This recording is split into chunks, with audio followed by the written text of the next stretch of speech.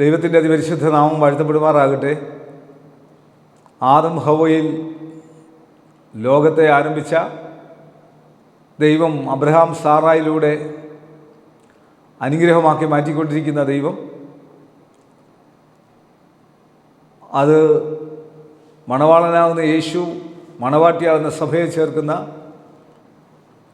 ആ വലിയ അനുഗ്രഹത്തിലേക്കുള്ള യാത്രകളിൽ അബ്രഹാമിനെ അനുഗ്രഹിച്ച ദൈവം എന്നെ നിങ്ങളെയും അനുഗ്രഹിക്കുവാനായിട്ട് ആഗ്രഹിക്കുന്നു. ഉൽപ്പത്തി പുസ്തകം 12-ാം അധ്യായത്തിൻ്റെ 1 മുതൽ 7 വരെയുള്ള വാക്യങ്ങളിൽ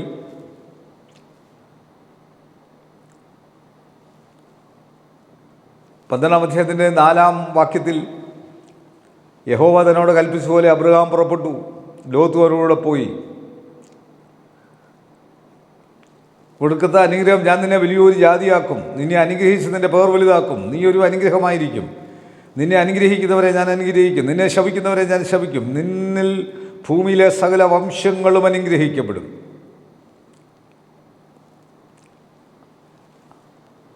അതിൻ്റെ 7-ാം വാക്യത്തിൽ യഹോവ അബ്രഹാമിന് പ്രത്യക്ഷനായി നിൻ്റെ സന്തതിക്ക് ഞാൻ ദേശം കൊടുക്കുമെന്ന് അരുളി ചെയ്തു. തനിക്ക് പ്രത്യക്ഷനായ യഹോവ അവൻ അവിടെ ഒരു യാഗപീഠം പണിതു.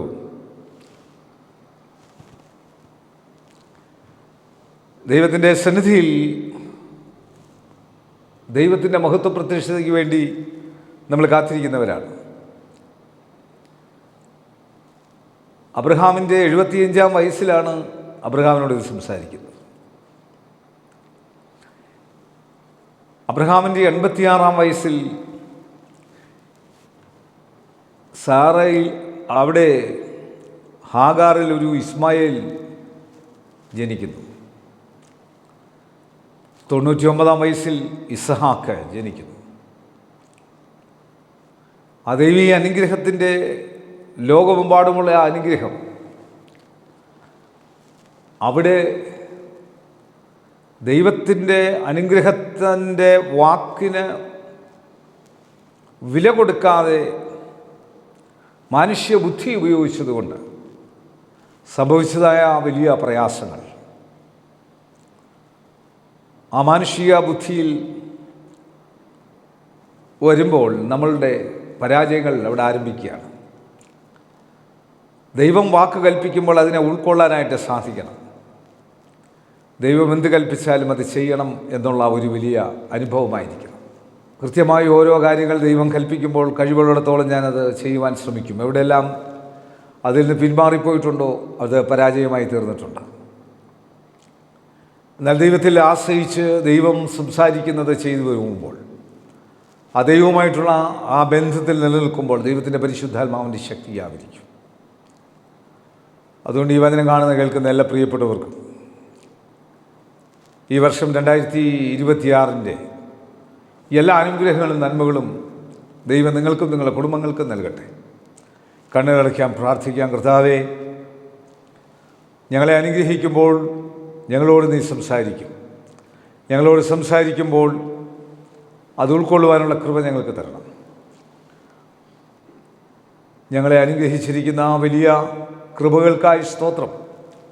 അർഹതയില്ലാതെ ഞങ്ങളെ അനുഗ്രഹിച്ചല്ലോ. അർഹതയില്ലാത്ത അനുഗ്രഹങ്ങൾ കൊണ്ട് ഞങ്ങളെ നിറച്ചല്ലോ. ഞങ്ങളുടെ മുഖ്യമന്ത്രി, ഗവർണർ, പ്രധാനമന്ത്രി, ലോകരാജ്യങ്ങളുടെ പ്രസിഡന്റുമാർ, പ്രധാനമന്ത്രിമാർ, വിവിധ സംസ്ഥാനങ്ങളുടെ മുഖ്യമന്ത്രിമാർ, MP-മാർ, MLA-മാർ, ബഹുമാനമുള്ള കോടതികൾ, വക്കീലുമാർ, ലോകമെമ്പാടും സുവിശേഷം പ്രഘോഷിക്കുന്നവർ, വിവിധ ചാനലുകൾ ജോലി ചെയ്യുന്നവർ, photographers, WHO, health department, revenue department, police department, അർദ്ധ ഗവൺമെൻറ് സ്ഥാപനങ്ങൾ, ആശുപത്രികൾ, ഡോക്ടേഴ്സ്, നഴ്സസ്, മറ്റ് സ്റ്റാഫുകൾ, മരുന്ന് കമ്പനിക്കാർ, മരുന്ന് കച്ചവടക്കാർ, മരുന്ന് വിതരണക്കാർ, ആംബുലൻസ് സർവീസ്, വഴിയോര കച്ചവടക്കാർ, സ്കൂളുകൾ, കോളേജുകൾ, ഓർഫനേജുകൾ, ജയിലുകളിൽ കഴിയുന്ന എപ്പേർപ്പെട്ടവരെ ഓർത്ത് പ്രാർത്ഥിക്കുന്ന വിശ്രമജീവിതം നയിക്കുന്നവർ, അധ്യാപകർ, അനധ്യാപകർ, പ്രഥമാധ്യാപകർ, വിദ്യാർത്ഥികൾ, എല്ലാവർക്കും അനുഗ്രഹത്തിൻ്റെ ആ വലിയ കാറ്റ് കൊടുക്കണമെന്ന് പ്രാർത്ഥിക്കുന്നു.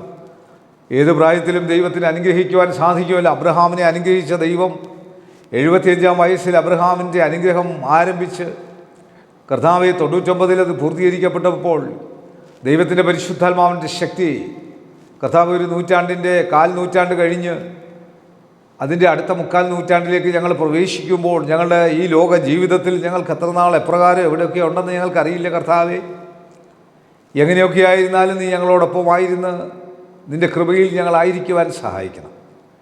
യേശുവെ നന്ദി, യേശുവെ സ്തോത്രം, യേശുവെ ആരാധന, യേശുവെ മഹത്വം. ഈ വചനം കാണുന്ന കേൾക്കുന്ന എല്ലാവരുടെ പേരിലും ഈ അനുഗ്രഹം ഒഴിച്ചാണ്. യേശു മൂലം പ്രാർത്ഥന കേൾക്കണം നല്ല പിതാവേ, ആമേൻ. God bless you.